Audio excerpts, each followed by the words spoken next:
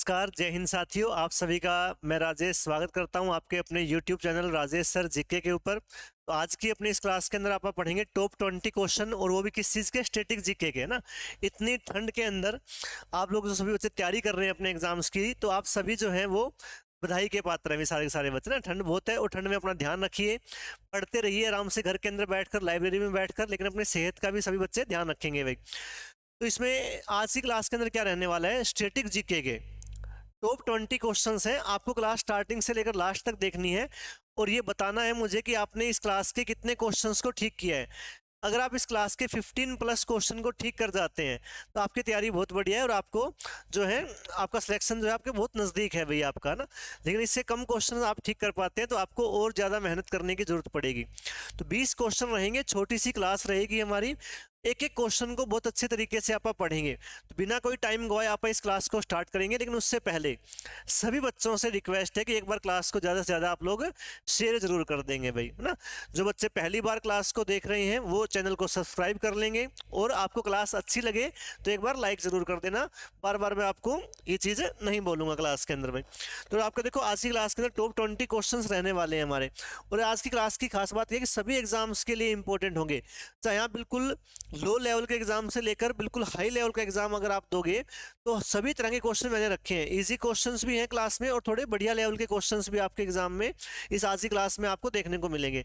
तो आपको ऐसा फील होगा कि ऐसे क्वेश्चंस एग्जाम में पूछे जाते हैं, उन्हीं तरह के क्वेश्चंस को आप लेकर आए आज की क्लास में।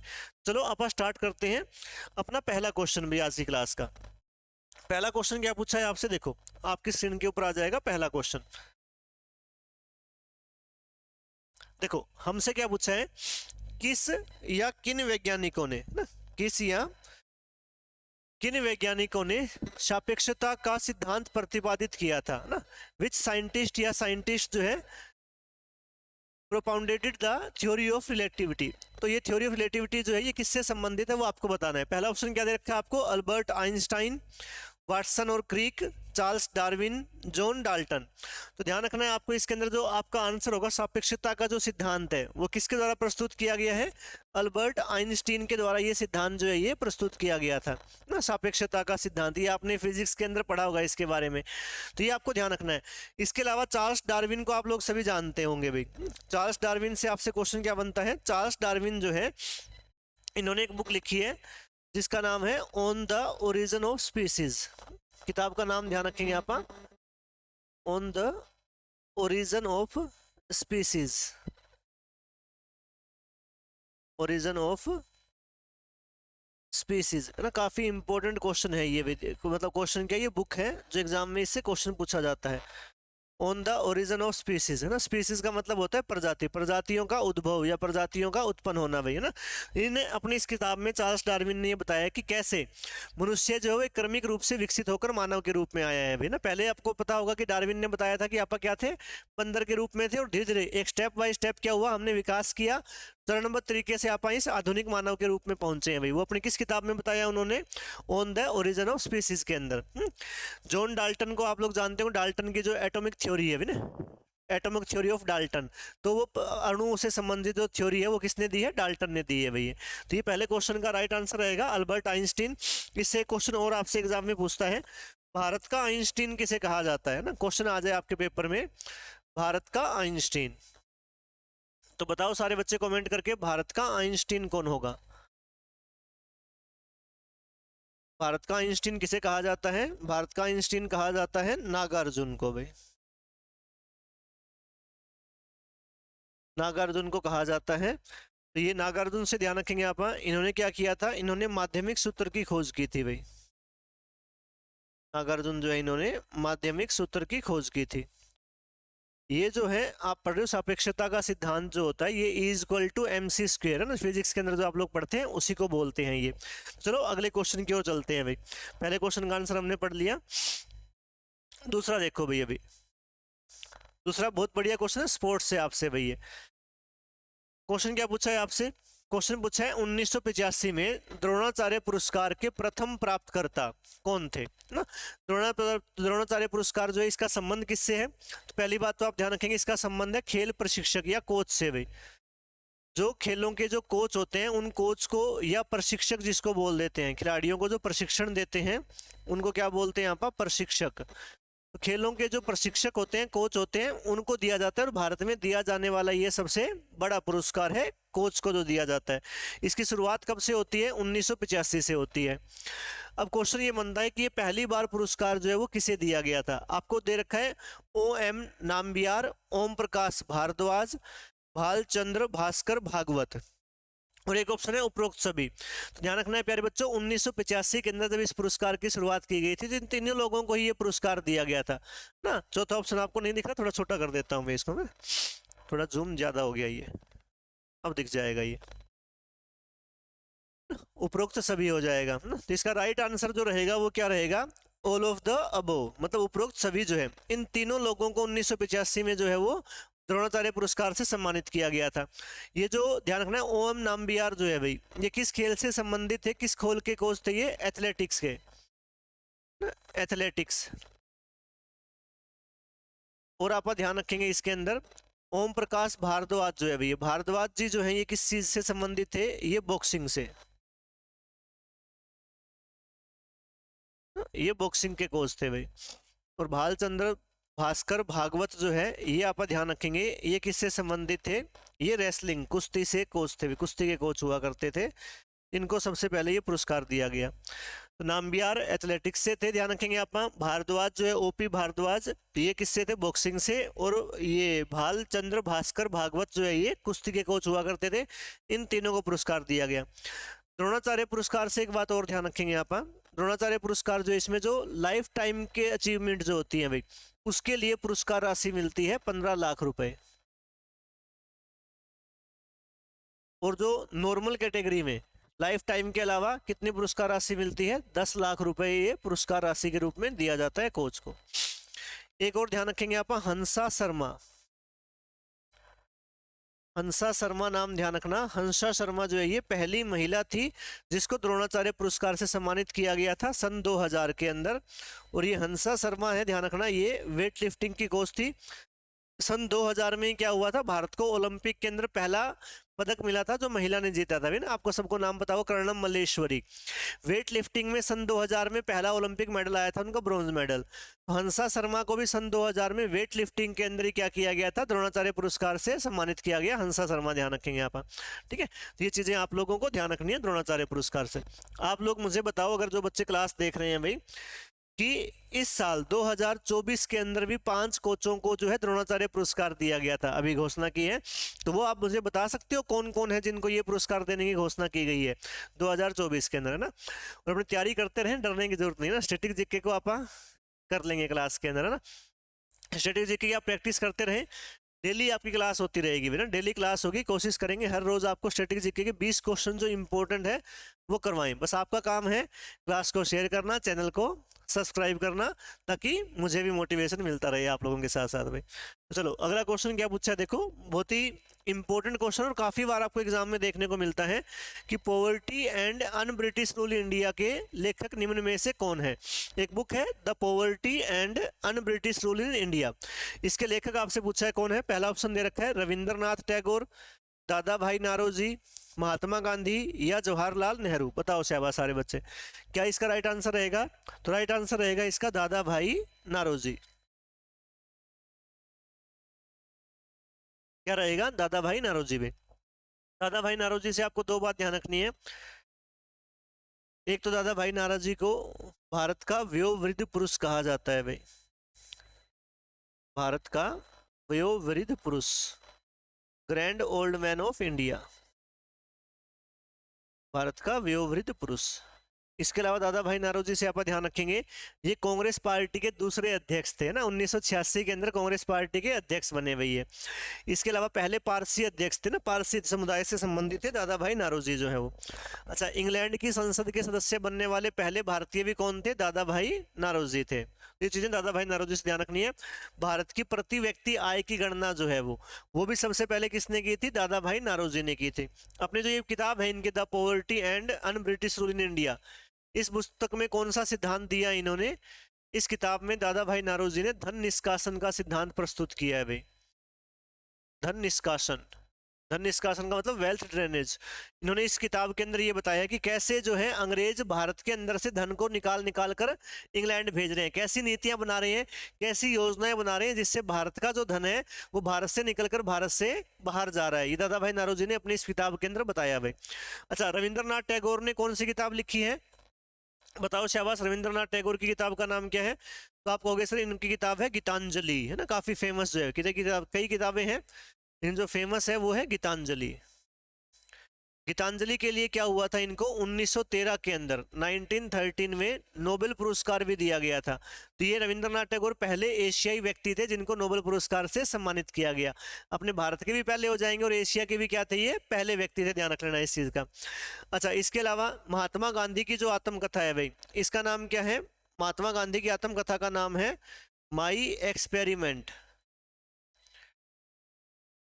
एक्सपेरिमेंट, एक्सपेरिमेंट विद ट्रूथ, ये इनकी आत्मकथा है भाई। माई एक्सपेरिमेंट विद ट्रूथ, मेरे सत्य के प्रयोग या मेरे सत्य की खोज भाई। तो ये महात्मा गांधी की आत्मकथा है। इसके अलावा इंडियन ओपिनियन है, यंग इंडिया है, ये सारी महात्मा गांधी की किताबें लिखी हुई है, तो वो आपको एक बार जरूर पढ़नी है भाई। ये कौन कौन सी किताबें हैं? जवाहरलाल नेहरू, पंडित जवाहरलाल नेहरू से ध्यान रखेंगे आप। एक किताब है इनके द्वारा लिखी हुई जो काफी इंपॉर्टेंट है एग्जाम के पॉइंट ऑफ व्यू से, उसका नाम है the discovery of India, Bharat की खोज, डिस्कवरी ऑफ इंडिया भाई, या हिंदी में आ जाता है भारत की खोज, डिस्कवरी ऑफ इंडिया। तो ये आप ध्यान रखेंगे, ये पंडित जवाहरलाल नेहरू की किताब है भाई। और कोशिश करो कोई ना कोई एक किताब जरूर पढ़ो, किसी न किसी एक महापुरुष की जीवनी जो है वो आपको जरूर पढ़नी चाहिए भाई। किसी न किसी महापुरुष की जो आपको ठीक लगे उसका पढ़ लो आप लोग ना, कम से कम एक की जरूर पढ़ो। उससे क्या होगा, आपको जीवन के अंदर संघर्ष के क्या मायने होते हैं वो आपको समझ में आएंगे। ये लोग ऐसे यहाँ पर इनको महापुरुष नहीं बोलते हैं, कोई भी हो, चाहे महात्मा गांधी हैं, जवाहरलाल नेहरू हैं, भगत सिंह हैं, भीमराव अंबेडकर हैं, किसी की एक की जीवनी आप पढ़ोगे तो आपको ये समझ में आएगा कि असल में जीवन है क्या, संघर्ष किसको बोलते हैं। आपा क्या करते हैं, आपा एक एग्जाम दिया उसमें फेल हो गए तो आपा किस्मत को कोसने लगते हैं कि मेरी तो किस्मत ही खराब है ना, पेपर तेरे से तो पास होना ही नहीं है। लेकिन किसी भी एक महापुरुष की जीवनी पढ़ोगे तो इनसे आपको पता लगेगा त्याग क्या होता है, संघर्ष क्या होता है, वो आपको समझ में आएगा। तो मेरी राय है कि एक किताब जरूर पढ़ो, किसी न किसी एक की जीवनी जो है आपको जरूर पढ़नी चाहिए भाई, है ना। तो ये चीजें इनसे आप लोगों को ध्यान रखनी है। चलो अगले क्वेश्चन की ओर चलते हैं। आपा अगला क्वेश्चन क्या पूछा है आपसे, देखो नेक्स्ट है। हाँ, ये करंट अफेयर के हिसाब से मान लो या वैसे भी इंपॉर्टेंट क्वेश्चन है ये कि प्रवासी भारतीय दिवस जो है भैया ना, प्रवासी भारतीय दिवस जो है ये कब मनाया जाता है? एनआरआई डे बोल देते हैं। कब मनाया जाता है? 4 जनवरी को, 2 जनवरी को, 8 जनवरी को या 9 जनवरी को? कब मनाया जाता है प्रवासी भारतीय दिवस? और ये क्यों मनाया जाता है? ये मनाया तो जाता है 9 जनवरी को, ध्यान रखना। ये क्यों मनाया जाता है? क्योंकि 9 जनवरी 1915 को, 9 जनवरी 1915 को महात्मा गांधी जो है ये दक्षिणी अफ्रीका से वापस भारत लौटे थे। और महात्मा गांधी दक्षिणी अफ्रीका गए कब थे? 1893 में गए थे। अब देखो 93 में गए, 1915 में वापस आए, लगभग 22 साल तक भारत से बाहर रहे, तो क्या हो गए, एक प्रकार से अप्रवासी भारतीय, एनआरआई हो गए। 9 जनवरी के दिन पहली बार लौटे थे, तो ये इसलिए उनकी याद में क्या होता है, हर साल 9 जनवरी का दिन प्रवासी भारतीय दिवस के रूप में आप मनाते हैं। इसकी शुरुआत कब से हुई थी प्रवासी भारतीय दिवस की? इसकी शुरुआत हुई 2008 के अंदर। अभी 2025 के अंदर भी ये प्रवासी भारतीय दिवस मनाया गया है। ये कहाँ मनाया गया करंट अफेयर के हिसाब से, ये जरूरी है। बताओ, अगर आपने करंट अफेयर के क्वेश्चन चीजें पढ़ते हो तो बताओ इस बार का जो ये है प्रवासी भारतीय दिवस कहाँ मनाया गया 2025 में? क्योंकि आज जो तारीख है, आज तारीख हो गई मान लो 15 जनवरी, किस दिवस के रूप में मनाते हैं आप? थल सेना दिवस के रूप में ना, थल सेना दिवस के रूप में मनाते हैं। और ये देखो इस बार वाला जो एनआरआई डे है ये कहाँ मनाया गया है? ये बनाया गया है भुवनेश्वर में, भुवनेश्वर के अंदर, उड़ीसा के अंदर इसको मनाया गया इस बार। भैया विकसित भारत का संकल्प है, ऐसा कुछ इसकी थीम रही थी, वो भी आप लोगों को ध्यान रखनी है भाई इसमें। तो ये प्रवासी भारतीय दिवस के बारे में पता होना चाहिए चीजें हमें भाई। पहला 2008 में बना, तो आप बताओ इस बार कौन सा था ये? अगला देखो, निम्नलिखित में से कौन सी नदी अरब सागर में गिरती है? कौन सी नदी ऐसी है जो अरब सागर में जाकर गिरती है? अरब सागर में गिरती है? तो पहला है देखो गोदावरी, महानदी, नर्मदा या कृष्णा। कौन सी ऐसी नदी है जो इसमें गिरेगी अरब सागर में? अच्छा देखो, ये जैसे अपना भारत है भाई, दक्षिणी भारत है, इसमें कुछ नदियां तो है इस साइड बहती हैं अभी पश्चिम की साइड। जो नदियां पश्चिम की साइड बहेंगी वो सारी नदियां जो है, ये सारी की सारी नदियां आकर कहाँ गिरेंगी? ये सारी नदियां आकर अरब सागर के अंदर गिरती हैं भाई। ये इस साइड क्या है? ये अरब सागर। और भाई जो नदियां दूसरी साइड बहेंगी, पूर्व की साइड, मान लो यहाँ किसी पहाड़ी से निकली, इस साइड गई नदी है, ये कहाँ गिरती है? ये गिरती है बे ऑफ बंगाल में, बंगाल की खाड़ी के अंदर जाकर गिरती है। दोनों में डिफरेंस क्या है? अंतर ये है कि जो नदियां बंगाल की खाड़ी में गिरेंगी, ये नदियां क्या करेंगी? सीधा समुद्र में जाकर नहीं गिरती हैं। मतलब यहाँ से कोई नदी बह रही है, समुद्र में गिरने से पहले इसका पानी जो होगा वो अलग अलग हिस्सों में बटेगा ऐसे। और नदी का पानी जब अलग अलग हिस्सों में बटता है तो इस भाग को आप क्या बोल देते हैं? इसको डेल्टा बोल देते हैं भाई। तो जो नदियां हैं बंगाल की खाड़ी में गिरती हैं या पूर्व की साइड बहती हैं, वो नदियां लगभग सारी नदियां डेल्टा बनाती हैं। लेकिन जो नदियां इस साइड बहती हैं भाई, पश्चिम की साइड, ये नदियां जो है ये डेल्टा नहीं बनाती। नदी यहाँ से बह रही है और सीधा जाकर समुद्र में गिर जाएगी भाई। ये जब नदी सीधा समुद्र में गिरती है तो इसको क्या बोल देते हैं? इसको बोलते हैं प्यारे बच्चों ज्वार नदमुख, ज्वार नदमुख, या इंग्लिश में बोल देते हैं एस्चुरी। एस्चुरी बनाती है। सिंपल सी बात है, जो अरब सागर में गिरेगी वो एस्चुरी बनाएगी और जो बंगाल की खाड़ी में गिरेगी वो ज्वार में डेल्टा बनाएगी भैया। अब पूछा है कि कौन सी नदी अरब सागर में गिरती है? तो आप देखो, गोदावरी जो है बंगाल की खाड़ी में गिरती है, महानदी भी बंगाल की खाड़ी में, कृष्णा भी बंगाल की खाड़ी में। तो बची कौन सी नदी? नर्मदा। नर्मदा नदी कहाँ जाकर गिरती है? तो ध्यान रखना, ये अरब सागर में गिरती है और ये एस्चुरी बनाती है, ज्वार नदमुख बनाती है। ये तीनों नदियां जो है ये डेल्टा बनाती हैं। ये क्वेश्चन ऐसे भी बन सकता है, कौन सी नदी डेल्टा बनाती है, कौन सी नदी डेल्टा नहीं बनाती है। इसके अलावा नर्मदा नदी से आप ध्यान रखेंगे, इस नर्मदा के किनारे जो है एक शहर बसा हुआ है जिसका नाम क्या है? जबलपुर। जबलपुर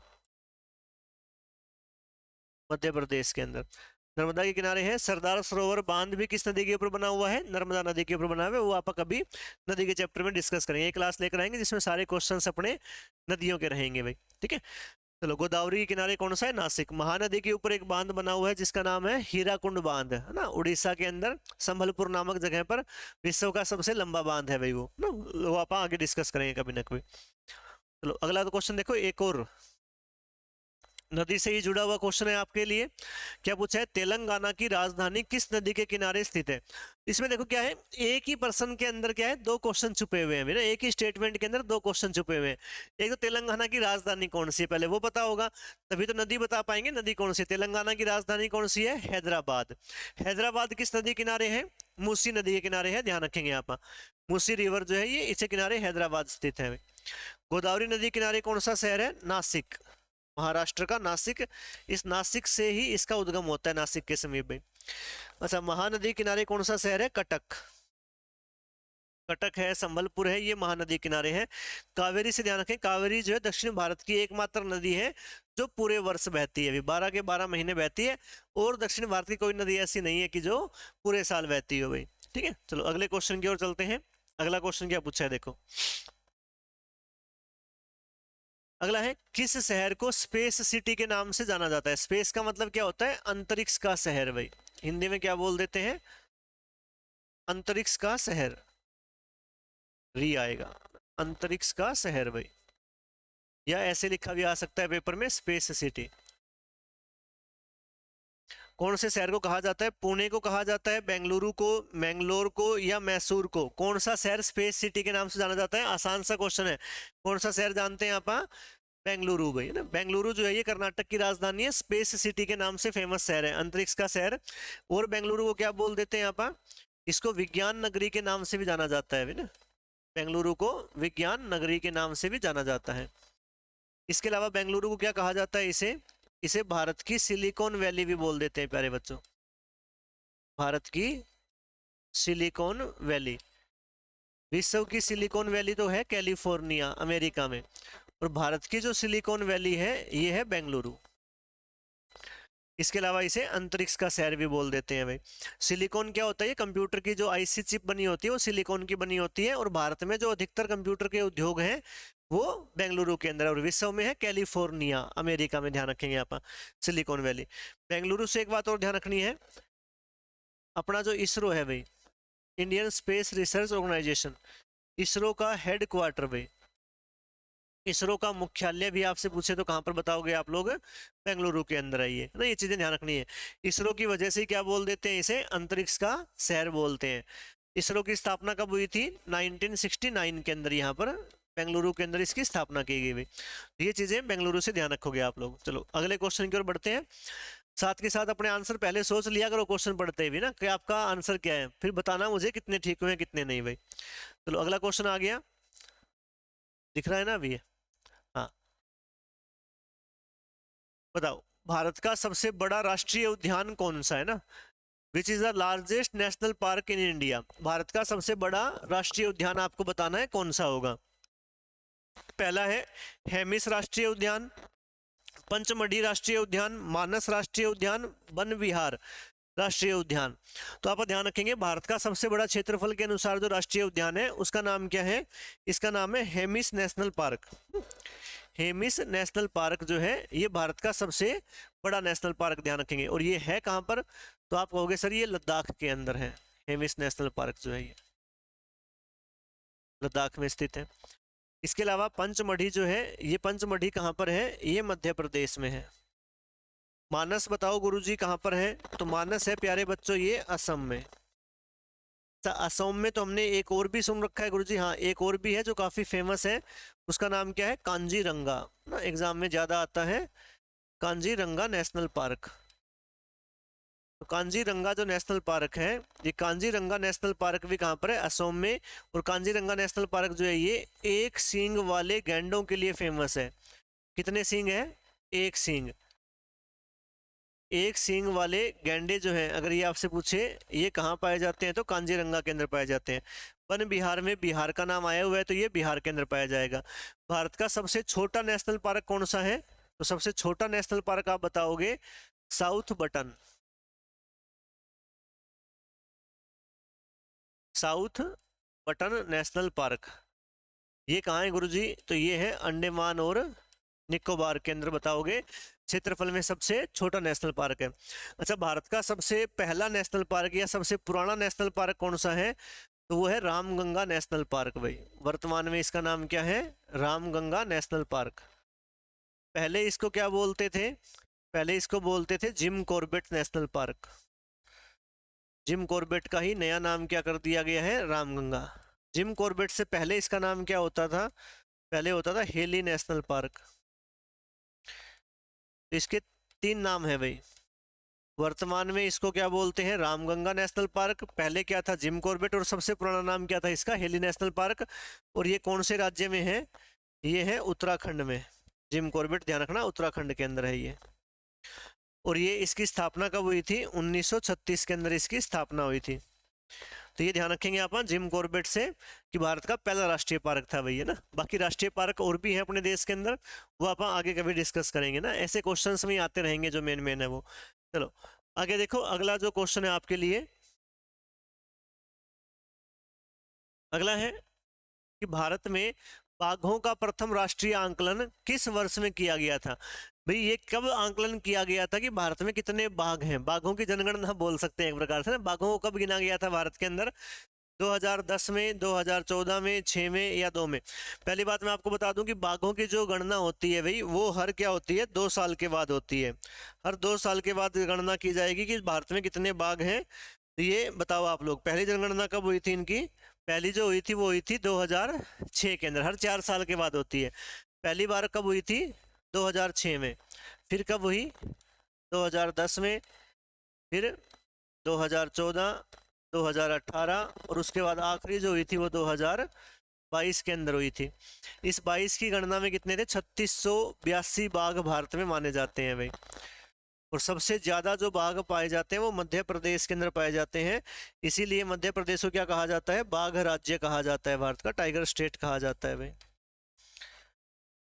भारत का बाघ राज्य या टाइगर स्टेट के नाम से कौन सा राज्य प्रसिद्ध है? मध्य प्रदेश, ध्यान रखेंगे आप। इसके अलावा एक ध्यान रखना आप लोग, प्रोजेक्ट टाइगर, ये क्वेश्चन भी काफी आता है भाई। प्रोजेक्ट टाइगर, प्रोजेक्ट टाइगर की जो शुरुआत होती है ये होती है 1973 में। और ये कहाँ से हुई थी? ये प्रोजेक्ट टाइगर की शुरुआत हुई थी जिम कॉर्बेट नेशनल पार्क से भाई। जिम कॉर्बेट नेशनल पार्क अभी तो बताया था आपको, कौन से राज्य में है ये? बताओ शाबाश। Jim Corbett national park Uttarakhand के अंदर, जिसका नया नाम क्या कर दिया गया है? रामगंगा नेशनल पार्क कर दिया गया है। अच्छा, एक आ जाए भारत का सबसे बड़ा प्रोजेक्ट टाइगर। सबसे बड़ा प्रोजेक्ट टाइगर भारत का, सबसे बड़ा प्रोजेक्ट टाइगर कौन सा बताओगे आप लोग? ये है नागार्जुन श्रीशैलम भाई। नागार्जुन श्रीशैलम आंध्र प्रदेश के अंदर ये क्षेत्रफल के अंदर जो है ये भारत का सबसे बड़ा प्रोजेक्ट टाइगर है। सबसे पहला जो है वो जिम कॉर्बेट के अंदर था, ध्यान रख लेंगे आप। प्रोजेक्ट टाइगर से ये बात ध्यान रखें। अगली जो गणना होगी इनकी वो कब होगी? 2026 के अंदर होगी। पिछली 2022 के अंदर हुई थी। 3682 बाघों की संख्या मानी जाती है। चलो अगले क्वेश्चन की ओर चलते हैं। अगला देखो कि भारत में सबसे बड़ा रामसर स्थल कौन सा है? Which is the largest Ramsar site in India, है ना। भारत में सबसे बड़ा रामसर स्थल कौन सा है? रामसर क्या होता है? रामसर एक शहर का नाम है भाई, है ना। ईरान में एक शहर है जिसका नाम है रामसर। कौन से देश में है ये? ईरान के अंदर। रामसर कन्वेक्शन या रामसर सम्मेलन जो हुआ था भाई, रामसर सम्मेलन जो हुआ ये हुआ था 2 फरवरी 1971 को।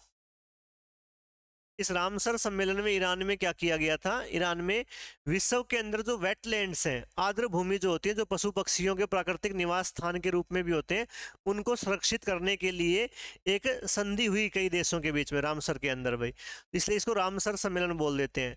अब क्या होता है, एक ये जो रामसर कन्वेंशन के तहत दुनिया के अलग अलग देशों के अंदर जो वेटलैंड है, आर्द्र भूमियां जो होती हैं, उनको सुरक्षित करने के लिए सहायता उपलब्ध करवाई जाती है भाई। भारत में जो रामसर साइट है वो 75 है लगभग ना। भारत में 75 रामसर साइट हैं शायद अभी, तो ये ध्यान रखेंगे आप। इस रामसर साइट में क्या है, आपसे पूछा गया है सबसे बड़ा रामसर स्थल कौन सा है भारत का, वो कौन सा बताओगे आप? सुंदरवन जो है भाई, ये सुंदरवन भारत का सबसे बड़ा रामसर स्थल है। 2 फरवरी को ये मतलब समझौता हुआ या सम्मेलन हुआ था, इसलिए क्या करते हैं 2 फरवरी को विश्व आर्द्र भूमि दिवस के रूप में भी बनाया जाता है भाई। विश्व आर्द्र भूमि दिवस, वेटलैंड डे, वेटलैंड डे के रूप में 2 फरवरी का दिन हर साल मनाया जाता है। सुंदरवन कहाँ पर है ये? सुंदरवन आप बताओगे सर ये पश्चिम बंगाल में है भारत के अंदर, कुछ हिस्सा इसका बांग्लादेश में भी है भाई। लोकटक झील कहाँ पर है ये? लोकटक झील मणिपुर के अंदर है, और इसी लोकटक झील के ऊपर एक राष्ट्रीय उद्यान है, नेशनल पार्क है, जिसका नाम है केबुल लामाजाओ। केबुल लामाजाओ। और इस केबुल लामाजाओ जो है भैया लोकटक झील के ऊपर है, इसीलिए क्या कहा जाता है इसे? इसे विश्व का एकमात्र तैरता हुआ राष्ट्रीय पार्क है भैया। विश्व का एकमात्र तैरता हुआ नेशनल पार्क। पूछे आपसे कौन सा है तो कौन सा बताओगे? केबुल लामाजाओ, लोकटक झील के ऊपर है, मणिपुर के अंदर भाई। अच्छा, कोलेरू झील कहाँ पर है ये? कोलेरू झील आप बताओगे सर ये आंध्र प्रदेश के अंदर है। ये सारे रामसर स्थल हैं भाई भारत के अंदर ये। इसके अलावा सुल्तानपुर राष्ट्रीय उद्यान जो है ये अपने हरियाणा के अंदर है। अच्छा, सबसे ज्यादा रामसर साइट जो है भाई भारत के कौन से राज्य में? सबसे ज्यादा रामसर स्थल जो है वो तमिलनाडु के अंदर है ये। तमिलनाडु में 18 रामसर साइट है भाई अपनी है, सबसे ज्यादा तमिलनाडु के अंदर हो गई है। तो ये चीजें रामसर से आपको ध्यान रखनी है। सबसे बड़ा पूछा है तो सुंदरवन बताएंगे आप। चलो अगले प्रश्न की ओर आगे बढ़ते हैं। थोड़ा छोटा कर लेते हैं भाई इसको। अगला देखो, लाल एवं पीले रंग ओलंपिक खेलों के लोगों में निम्नलिखित 2 महाद्वीपों में से किसका प्रतिनिधित्व करते हैं? ओलंपिक ध्वज में क्या होता है भी प्यारे बच्चों? ओलंपिक ध्वज के अंदर 5 सर्कल होते हैं ना, इस तरह से 5 गोले होते हैं भाई, एक दूसरे को काटते हुए मान लेते हैं। 5 गोले होते हैं, तो पांचों गोले ऐसे नहीं होते हैं, वैसे 3 ऊपर होते हैं 2 नीचे होते हैं भाई, इस तरह से होते हैं ये। इस तरह से होंगे, मान लो ये जो भी है, मान लो डिजाइन जो होता है इनका। तो इसमें क्या होता है पांचों गोले पांचों महाद्वीपों को रिप्रेजेंट करते हैं ना। 5 महाद्वीप ही क्यों करेंगे सर, महाद्वीप तो 7 हैं। बिल्कुल सही बात है, महाद्वीप कितने हैं, 7 हैं। लेकिन अमेरिका के 2 महाद्वीप हैं, एक नॉर्थ अमेरिका एक साउथ अमेरिका, उनको इकट्ठा करके एक ही बनाया गया है। दूसरा अंटार्कटिका एक ऐसा महाद्वीप है जिसके ऊपर कोई इंसान नहीं है, तो उनको क्यों बनाएंगे ना, वहां रहते ही नहीं है कोई, तो 2 कम हो जाते हैं। अमेरिका के दोनों एक हो गए, और अंटार्कटिका जो है उसमें कोई भी है नहीं विदेश, उसका कोई भी उसमें सर्कल है नहीं, इसलिए क्या किया, ये 5 सर्कल बनाए गए हैं, अलग अलग रंगों के हैं। काला जो सर्कल होता है वो किसको रिप्रेजेंट करता है, काला सर्कल जो है ये इसको अफ्रीका महाद्वीप को रिप्रेजेंट करता है। तो इसमें आपसे पूछा है कौन कौन से रंग, लाल और पीले रंग के जो है वो कौन से हो जाएंगे लाल और पीले रंग में अफ्रीका और एशिया, एशिया का पीला है भाई, अफ्रीका का काला है जैसे मैंने बताया। यूरोप और ऑस्ट्रेलिया, ये नीला और सफेद होगा शायद इसके अंदर से, ये नहीं होगा। एशिया और यूरोप है ना, यूरोप का नहीं होगा, तो बचा क्या, उत्तरी और दक्षिणी अमेरिका का होगा एक तो, और एक एशिया का, ये आपका राइट आंसर रहेगा अभी इसमें। क्योंकि जो एशिया का है ये पीले रंग का है, और जो उत्तरी और दक्षिणी अमेरिका दोनों है भाई ये लाल रंग का है, और जो काले रंग से है वो अफ्रीका महाद्वीप का माना जाता है। तो इसमें ध्यान रखना है आपको। और अभी जो पीछे ओलंपिक हुए थे ये कहाँ हुए थे, ओलंपिक खेलों का आयोजन 2024 में पेरिस के अंदर हुआ। अगले ओलंपिक्स कहाँ होंगे, तो ये होंगे लॉस एंजल्स के अंदर, है ना, लॉस एंजल्स अमेरिका के अंदर, जहाँ अभी भयंकर आग लगी हुई है भाई ना, जंगलों के अंदर आग लगी हुई है वहां पर। चलो अगला क्वेश्चन देखो, हमसे क्या पूछा है कि निम्नलिखित में से कौन भारतीय सेना के प्रथम भारतीय कमांडर इन चीफ थे, ना पहले भारतीय कमांडर इन चीफ कौन बने थे। ये आज के हिसाब से क्वेश्चन इंपॉर्टेंट है, आज थल सेना दिवस मनाया जाता है भाई, तो कौन थे बताओ, general KM Thimayya, YB Chauhan, Sam Manekshaw, general KM Cariappa. ध्यान रखेंगे पहले जो कमांडर इन चीफ थे, भारत के कमांडर इन चीफ मतलब जनरल जो थे, सेना अध्यक्ष जो थे, वो कौन थे, भारतीय, जनरल KM करियप्पा। ध्यान रखना जनरल KM करियप्पा थे, और आज ही के दिन 15 जनवरी के दिन भाई, क्या लिख दिया, 15 जनवरी 1949 को जनरल करियप्पा ने क्या किया था, भारतीय सेना की कमान संभाली थी। इससे पहले कौन थे, सारे अंग्रेज थे इससे पहले भाई।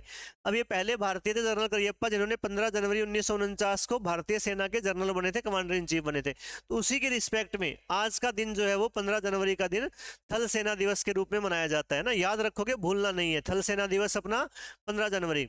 4 दिसंबर को क्या बनाया जाता है, 4 दिसंबर को बताओ, जल सेना दिवस, है ना, 4 दिसंबर जल सेना दिवस, 8 अक्टूबर वायु सेना दिवस, है ना, ध्यान रखना है इनका, आपको सभी सेनाओं के दिवस ध्यान रखेंगे, शाबाश, है ना, हमारी शान है भारत की जो अपनी सेनाएं हैं भाई। अच्छा इसमें सैम मानेकशॉ से ध्यान रखेंगे, सैम मानेकशॉ कौन थे, ये भारत के प्रथम फील्ड मार्शल भाई, भारत के प्रथम field marshal Sam Manekshaw. Field marshal वैसे कोई पद नहीं है आर्मी में, ये एक उपाधि होती है जो इनको दी हुई है, एकमात्र फील्ड मार्शल यही है भारत के अंदर ना, जनरल ये सैम मानेकशॉ, ध्यान रखना आप लोगों को, है ना, भारत के ये भी अध्यक्ष रह चुके हैं या जनरल रह चुके हैं, सेना अध्यक्ष रह चुके हैं आर्मी के अंदर, तो ये चीजें ध्यान रखेंगे आप इसमें भाई। चलो अगले क्वेश्चन की ओर आगे बढ़ते हैं, बढ़िया क्वेश्चन है आज की क्लास में। अगर मजा आ रहा है, अच्छा लग रहा है देखने में, तो क्लास को शेयर जरूर कर देना भाई, है ना, क्लास को शेयर कर देना अगर अच्छा लग रहा है, और एक बार लाइक कर लेना भाई इसको ना, अगर सही में मजा आ रहा है, लग रहा है कि कुछ हमें सीखने को मिल रहा है तो ना। अगला है शोर मंदिर जो है ये भारत के किस राज्य में स्थित है ना, शोर मंदिर जो है ये भारत में किस राज्य में स्थित है। इनकी अगर मैं बात करूं, ये थोड़ा सा हिंट मैं आपको देता हूं, 8वीं शताब्दी के अंदर पल्लव शासकों के द्वारा इनका निर्माण करवाया गया था भाई, पल्लव जो शासक थे उन पल्लव शासकों द्वारा इनको निर्माण करवाया गया। तो अब बताओ कहाँ है ये, उड़ीसा में है, केरल में, महाराष्ट्र में या तमिलनाडु में, कहाँ है शोर मंदिर जो है ये, तमिलनाडु के अंदर, ध्यान रखेंगे आप भाई ना, तमिलनाडु के अंदर शोर मंदिर है ये। इसी के अलावा आप ध्यान रखेंगे इसके अंदर तमिलनाडु का एक शहर है मदुरई, मदुरई में क्या है, मीनाक्षी मंदिर, मीनाक्षी मंदिर। उड़ीसा में क्या है, एक तो पुरी के अंदर एक मंदिर है जिसका नाम है भगवान जगन्नाथ मंदिर भाई, भगवान जगन्नाथ मंदिर। उड़ीसा के अंदर ही ध्यान रखेंगे आप, भुवनेश्वर, भुवनेश्वर जो इनका शहर है, इसमें एक मंदिर है जिसका नाम है लिंगराज मंदिर, लिंगराज मंदिर भुवनेश्वर उड़ीसा में हो जाएगा। इसके अलावा यहीं पर एक और जगह है जिसका नाम है कोणार्क, कोणार्क में क्या है, यहाँ पर सूर्य मंदिर है भी कोणार्क में, जिसको कोणार्क सूर्य मंदिर बोलते हैं, ये भी कहाँ पर है, उड़ीसा में। और कोणार्क सूर्य मंदिर से ध्यान रखेंगे आप, मीनाक्षी मंदिर कहाँ पर है, तमिलनाडु के अंदर ही है भैया, मदुरई में। महाबलीपुरम मंदिर भी तमिलनाडु के अंदर है भाई, महाबलीपुरम तमिलनाडु के अंदर है ये भी। अब ये कोणार्क का जो सूर्य मंदिर है, इससे एक बात ध्यान रख लेना आप लोग, कोणार्क का जो सूर्य मंदिर है भाई, ये उड़ीसा के अंदर जो है, इसे क्या कहा जाता है, इसे ब्लैक पगोड़ा कहा जाता है। पकोड़ा नहीं रहे, ब्लैक पगोड़ा क्या कहा जाता है, ब्लैक पगोड़ा। और ये जो महाबलीपुरम मंदिर है, इसे क्या कहा जाता है, इसे सप्त पगोड़ा कहा जाता है भाई, सप्त पगोड़ा, या इसको क्या बोल देते हैं आप, रथ मंदिर भी बोल देते हैं भाई, रथ मंदिर। अच्छा आप बताओ, अब एक क्वेश्चन आप लोगों से है कि कामाख्या देवी का मंदिर किस राज्य में है भाई, बताओ। अच्छा काफी बार क्वेश्चन बन जाता है, कामाख्या देवी का मंदिर, कामाख्या देवी का मंदिर जो है ये किस राज्य के अंदर है भाई, बताओ शाबाश। तो इतने अगले क्वेश्चन की ओर चलते हैं आप। अगला है, रुक्मणी देवी अरुंडेल निम्नलिखित में से किस नृत्य शैली से जुड़ी है। रुक्मणी देवी का संबंध जो है वो किस नृत्य शैली से है, बताएंगे शाबाश सारे बच्चे। पहला है कथक, कुचिपुड़ी, ओडिसी, भरतनाट्यम। कथक कहाँ का नृत्य है ये कथक कहाँ का नृत्य है, ये उत्तर भारत का, उत्तर भारत, या ये दो राजघरानों के अंदर ये फेमस हुआ था उत्तर भारत के। एक तो लखनऊ में, लखनऊ के अंदर, दूसरा इसको प्रसिद्धि मिली जयपुर घराने के अंदर भी, जयपुर जो राज परिवार था उसमें इसको प्रसिद्धि मिली। और जो लखनऊ का अंतिम नवाब था, लखनऊ का अंतिम नवाब हुआ करता था जिसका नाम था वाजिद अली शाह, वाजिद अली शाह। इस वाजिद अली शाह ने क्या किया था, कथक को बढ़ावा दिया था भी अपने शासनकाल में, इसको प्रसिद्धि दिलाई थी कथक को, लखनऊ के नवाब ने। अच्छा कुचिपुड़ी कहाँ का नृत्य है, कुचिपुड़ी नृत्य है ये है आंध्र प्रदेश का भाई, कुचिपुड़ी आंध्र प्रदेश। ओडिसी नाम से पता लग रहा है आपको कहाँ का है, ये उड़ीसा का। भरतनाट्यम कहाँ का है, ये तमिलनाडु का, भरतनाट्यम तमिलनाडु। तो ये रुक्मणी देवी किस नृत्य से संबंधित है, भरतनाट्यम से। ये शास्त्रीय नृत्य है, अपने देश में क्या है, ये 8 शास्त्रीय नृत्य हैं भाई, ये भरतनाट्यम हो गया। इसके अलावा एक ध्यान रखेंगे आप, वो है कथकली, कथकली, और एक है मोहिनी अट्टम, कथकली और मोहिनी अट्टम। ये दोनों कहाँ के हैं, ये दोनों आप बताओगे गुरुजी, ये तो केरल के हैं दोनों। एक ऐसा राज्य है, एकमात्र राज्य केरल, जिसके 2 शास्त्रीय नृत्य हैं भाई, कथकली और मोहिनी अट्टम, है ना। तो ये कितने हो गए, 4 और 2 ये 6 हो गए। एक ध्यान रखेंगे आप, सतरिया, सतरिया कहाँ का है, ये असम का, या जिसको क्या बोलते हैं, असोम बोल देते हैं भाई। एक मणिपुरी, मणिपुरी, मणिपुरी कहाँ का नृत्य है, ये मणिपुर का नृत्य है, ध्यान रखेंगे आप, ये है ना, मणिपुरी मणिपुर का नृत्य है, ध्यान रखना। ये शास्त्रीय नृत्य 8 शास्त्रीय नृत्य हैं, 8 के 8 शास्त्रीय नृत्य किस राज्य से कौन सा है वो आपको पता होना चाहिए, पढ़ना पड़ेगा, पढ़ने के अलावा दूसरा कोई रास्ता है नहीं सफलता का। और सरकारी नौकरी ही केवल सफलता नहीं है, अगर आप पढ़ोगे तो आपका दिमाग विकसित होगा, 4 लोगों के अंदर बैठकर आप बातें करने के लायक हो जाओगे भाई, है ना। और कोई भी काम करोगे, अगर आपने अच्छी शिक्षा प्राप्त की है तो उसके बाद आप चाहे किसी भी फील्ड में जाओ, आप प्राइवेट जॉब करो, आप अपना बिजनेस करो, अपने घर में खेती करो, या सरकारी नौकरी लगो, आप हर एक फील्ड में क्या करोगे, दूसरों से अच्छा करके दिखाओगे। बस एक ही आपके पास चीज़ होनी चाहिए, जो है बढ़िया एजुकेशन, और वो पढ़ने से आएगी। किताबों, किसी ने अच्छा कहा है, एक महान व्यक्ति ने एक अच्छी बात कही है कि अगर आप किताबों के आगे सर झुकाओगे तो आपको किसी दूसरे के आगे, और किसी दूसरे के आगे सर झुकाने की जरूरत कभी नहीं पड़ेगी। तो किताबों को पढ़ना जरूरी है हमारे लिए ना, सारा समय किताबों के साथ बिताओ अपना, जितना बिता सकते हो, है ना। तो ये चीजें ध्यान रखनी है हमें इसके अंदर में। चलो अगला इसके अंदर देखो, अगला आपको क्या बता रखा है, सरहूल त्योहार किस राज्य में मनाया जाता है ना, इंपॉर्टेंट क्वेश्चन है भाई ये। सरहूल त्योहार किस राज्य में मनाया जाता है, तो ध्यान रखना, ये जो बसंत का ऋतु होती है, बसंत ऋतु के आगमन पर नया साल का उत्सव होता है ना, नए साल के आगमन के ऊपर ये सरहूल नामक त्योहार मनाया जाता है। सरहूल का मतलब क्या होता है, साल, एक पेड़ होता है साल नाम का, है ना, सुना होगा आपने ना, साल। तो इस साल की पूजा, पेड़ों की पूजा की जाती है बसंत ऋतु के ऊपर। ये नए साल के आगमन के उपलक्ष्य में ये मनाया जाता है। कहाँ मनाते हैं ये? उड़ीसा में, पश्चिम बंगाल में, झारखंड में या बिहार में? तो ध्यान रखेंगे ये झारखंड के अंदर इस त्योहार को मनाया जाता है भाई। झारखंड में प्रसिद्ध रूप से इसको, झारखंड के जो आदिवासी लोग हैं भाई, उन आदिवासियों के द्वारा क्या होता है, ये त्योहार मनाया जाता है। ध्यान रखेंगे आप ये झारखंड के आदिवासी द्वारा मनाया जाता है। कौन से आदिवासी समुदाय बनाते हैं इसको? इस वजह से झारखंड के अंदर है मुंडा है, जैसे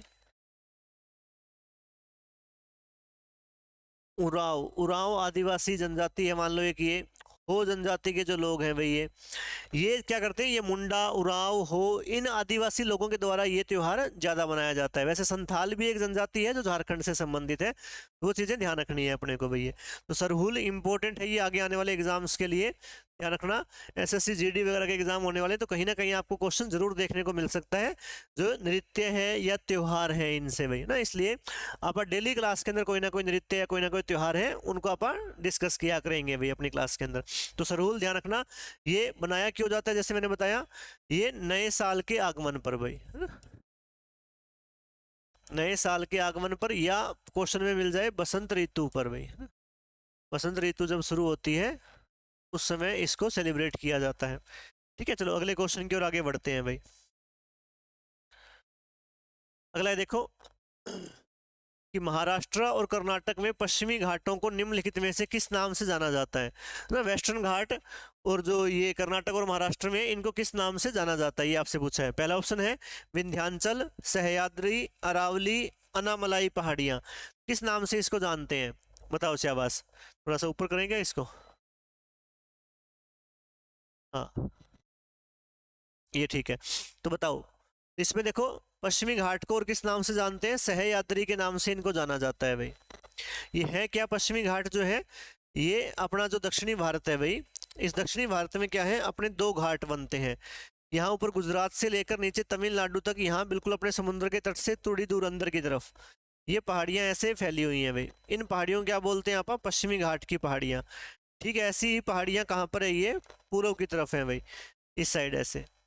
तो पूर्व की तरफ जो बनी हुई है, इन पहाड़ियों को क्या बोल देते हैं आप, पूर्वी घाट की पहाड़ियाँ बोल देते हैं भाई, इस तरह से। ये ऊपर उड़ीसा से नीचे तमिलनाडु तक फैली हुई है। तो ये ध्यान रखेंगे आप, ये पश्चिमी घाट, ये पूर्वी घाट है। तो इन पश्चिमी घाट को महाराष्ट्र और कर्नाटक का जो क्षेत्र है ये वाला, इसमें क्या कहा जाता है, इन्हें सह्याद्री के नाम से जाना जाता है। एक क्वेश्चन और आता है आपके एग्जाम में भी, कौन सी पहाड़ियाँ ऐसी हैं जो पश्चिमी घाट को पूर्वी घाट से मिलाती हैं भाई। पश्चिमी घाट और पूर्वी घाट के बीच में यहाँ कुछ पहाड़ियाँ बनी हुई हैं इस प्रकार से। इन पहाड़ियों को क्या बोल देते हैं अपन, नीलगिरी की पहाड़ियाँ। नीलगिरी की पहाड़ियाँ जो है ये पश्चिमी घाट को पूर्वी घाट से मिलाती है ना। ये रंग थोड़ा अजीब सा हो गया ना, कोई समझ जाओगे आप लोग, नीलगिरी की पहाड़ियाँ हैं भैया, नीलगिरी। और नीलगिरी की पहाड़ियों की जो सबसे ऊंची चोटी है, इसका नाम है दोदा बेटा। दोदा बेटा जो है ये दक्षिण भारत की दूसरी सबसे ऊंची चोटी है। एक जो ये अनामलाई की पहाड़ी है, इनकी चोटी है जिसका नाम है अनायमुदी, केरल के अंदर। और ये अनायमुदी जो है ये दक्षिण भारत की सबसे ऊंची चोटी है। ये 2695 मीटर इसकी हाइट है। साउथ इंडिया की सबसे ऊंची चोटी, या हिमालय के बाहर भारत की सबसे ऊंची चोटी भाई, है ना। क्वेश्चन आ जाए हिमालय के बाहर भारत की सबसे ऊंची चोटी कौन सी है, ये अनायमुदी बताएंगे। दोदा बेटा दूसरी सबसे ऊंची चोटी है, इसकी हाइट है 2637 मीटर भाई। ठीक है, ये चीजें ध्यान रखनी है अपने को। चलो अगले प्रश्न की ओर आगे बढ़ते हैं भाई। तो अगला क्वेश्चन है देखो, ये सड़क परिवहन का क्वेश्चन आ गया मान लो अपना। ये थोड़ा इसको छोटा करना पड़ेगा, क्वेश्चन की स्टेटमेंट थोड़ी बड़ी हो जाती है भाई, हिंदी इंग्लिश दोनों में करते हैं तो दिख जाएगा, दिख जाएगा। बताओ शाबाश, रुक जा रहे, तो कोई नहीं, दिख ही रहा होगा भैया, नहीं मान रहा अभी। स्वर्णिम चतुर्भुज परियोजना निम्नलिखित सम्मिलित करती है ना, किस किस को आपस में जोड़ते हैं। स्वर्णिम चतुर्भुज क्या है, ये गोल्डन क्वाड्रिलेटरल बोलते हैं। भारत के 4 शहरों को आपस में जोड़ने का एक राजमार्ग की परियोजना है। अटल बिहारी वाजपेयी के समय ये परियोजना स्टार्ट होती है ना, अटल बिहारी वाजपेयी के समय 4 बड़े महानगरों को आपस में मिलाती है ये। तो ये कौन से आपस में 4 शहरों को जोड़ती है। पहला ऑप्शन है दिल्ली, मुंबई, चेन्नई, कोलकाता। दिल्ली, मुंबई, चेन्नई, कोलकाता। दूसरा दिल्ली, झांसी, बेंगलुरु, कन्याकुमारी। श्रीनगर, दिल्ली, कानपुर और कोलकाता। पोरबंदर, बेंगलुरु, कोलकाता और कानपुर। कौन से 4 शहरों को आपस में जोड़ने की परियोजना है, तो इसको समझो देखो। जैसे ये अपना भारत है मान लो, और भारत के 4 बड़े महानगर हैं, दिल्ली, मुंबई, चेन्नई, कलकत्ता। तो यहाँ सबसे ऊपर क्या है, दिल्ली। दिल्ली से पहले ये बंदरगाह जो है, ये मतलब जो राजमार्ग है, ये आता है दिल्ली से कहाँ पर, ये मुंबई से, मुंबई तक।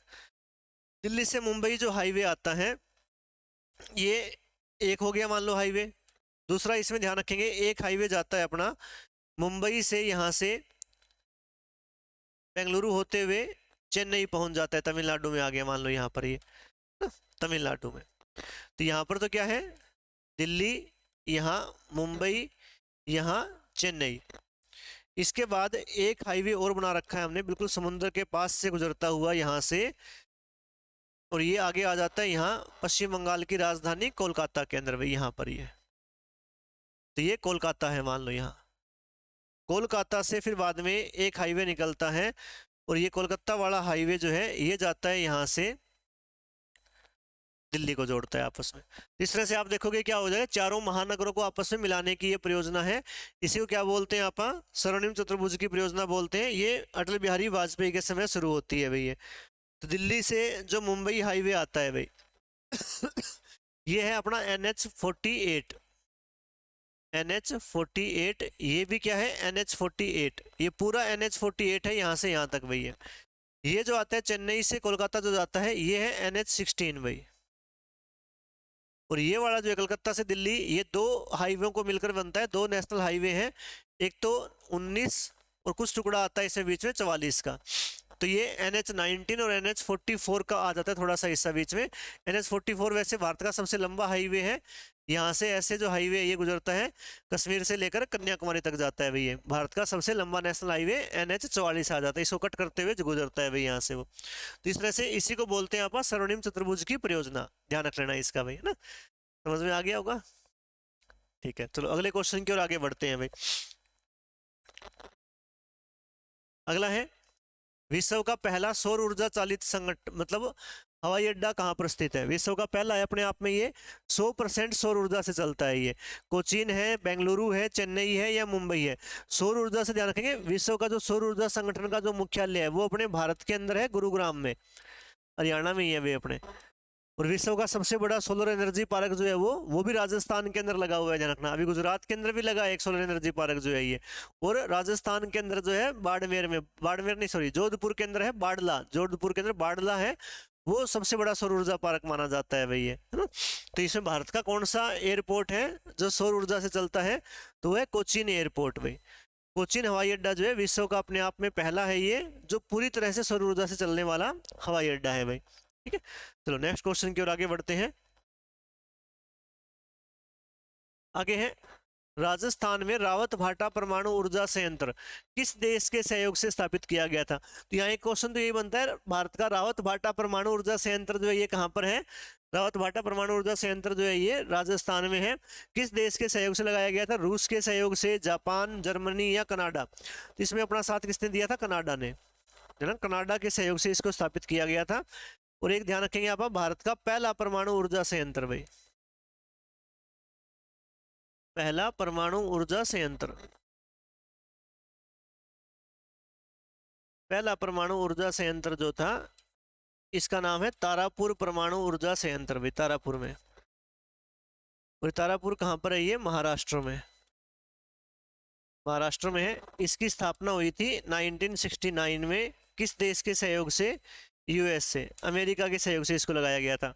और भी परमाणु संयंत्र हैं अपने भारत के अंदर, जैसे मान लो कैगा परमाणु संयंत्र है कर्नाटक के अंदर, नरोरा उत्तर प्रदेश के अंदर है, कुडनकुलम कलपक्कम जो है ये दोनों कहाँ पर है, ये कुडनकुलम और कलपक्कम जो है ये तमिलनाडु के अंदर है। इन कुडनकुलम कलपक्कम में से कुडनकुलम जो है वो रूस के सहयोग से लगाया गया है, कलपक्कम भारत का अपने आप का निर्मित किया हुआ है भी ना। इस तरह से ये अलग अलग जगहों पर, रावत भाटा हो गया, एक काकरा पार है गुजरात के अंदर, रावत भाटा राजस्थान में है। तो ये 7-8 परमाणु ऊर्जा संयंत्र, एक अपने हरियाणा में बन रहा है गोरखपुर परमाणु ऊर्जा संयंत्र जो है ये ना, ये ध्यान रखें वो निर्माणाधीन है अभी। ये रावत भाटा परमाणु ऊर्जा संयंत्र कनाडा के सहयोग से इसकी स्थापना की गई थी। चलो अगला देखो, इसमें वो है, निम्नलिखित में से कौन भारत में पहला यूनेस्को विश्व विरासत स्थल था। यूनेस्को क्या है, ये यूनेस्को जो है इसका हेड क्वार्टर, ध्यान रखना, यूनेस्को का हेड क्वार्टर जो है ये है पेरिस में। पेरिस जो है ये किस नदी किनारे है और कौन से देश में है? तो पेरिस जो है ये फ्रांस की राजधानी है प्यारे बच्चों। कौन सी नदी है? एक नदी है जिसका नाम है सीन नदी। सीन नदी के किनारे स्थित है ये। क्यों इंपॉर्टेंट है पेरिस? तो पेरिस ध्यान रखना 2024 के जो ओलंपिक खेल हुए हैं वो कहाँ हुए थे? वो पेरिस के अंदर हुए हैं भाई। यूनेस्को की फुल फॉर्म क्या बनती है? United nations educational scientific and cultural organisation. तो ये एजुकेशनल साइंटिफिक और कल्चरल ऑर्गेनाइजेशन है।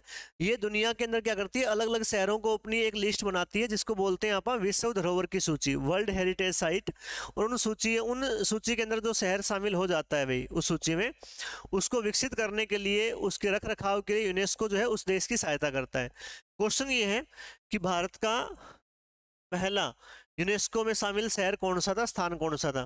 ध्यान रखना आपको, पहला शहर कौन सा था हमारा? वो था अजंता की गुफाएं जो है भाई। ये अजंता की गुफाएं जो है ये 1983 के अंदर, 1983 के अंदर जो है ये विश्व धरोहर सूची के अंदर शामिल हुई थी अजंता की गुफाएं, ध्यान रखेंगे आप। इसके अलावा इसमें ध्यान रखना आपको विश्व धरोहर सूची के अंदर जो है ये कुल कितने स्थान है हमारे? 43 हो जाते हैं भाई यूनेस्को की विश्व धरोहर सूची के अंदर। पहला ये था, कुल कितने स्थान है भारत के? 43। और 43rd जो है सबसे लेटेस्ट जो 2024 में, ये मेदाइम नामक स्थान है। ये कुछ माटी के टीले बने हुए मेदाइम, कहाँ पर है ये? असम में। इनको विश्व धरोहर सूची के अंदर शामिल किया गया, लेटेस्ट ये है 43rd भाई। तो ये ध्यान रखेंगे आप, ठीक है। तो आज की क्लास के ये 20 क्वेश्चन हो जाते हैं भाई हमारे पूरे। हम्पी के स्मारक कहाँ पर है? वैसे ये हम्पी वाले हैं कर्नाटक के अंदर, ये भी यूनेस्को की विश्व धरोहर सूची के अंदर शामिल है कर्नाटक में। फतेहपुर सिकरी कहाँ पर है? ये फतेहपुर सिकरी है यूपी में। अकबर ने बसाया था इसी फतेहपुर सिकरी में, बुलंद दरवाजा बनाया हुआ है अकबर के द्वारा भाई। सुंदरवन राष्ट्रीय उद्यान कहाँ पर है हमारा? वेस्ट बंगाल में, पश्चिम बंगाल के अंदर। अभी सुंदरवन के नाम से कोई भी क्वेश्चन आए, पश्चिम बंगाल, डेल्टा भी है सुंदरवन का, ठीक है। तो आज की क्लास के मुझे लगता है इतने ही क्वेश्चन है, ये देख लेते हैं, चलो एक बार फिर भी चेक कर लेते हैं। हाँ, लास्ट क्वेश्चन है ये।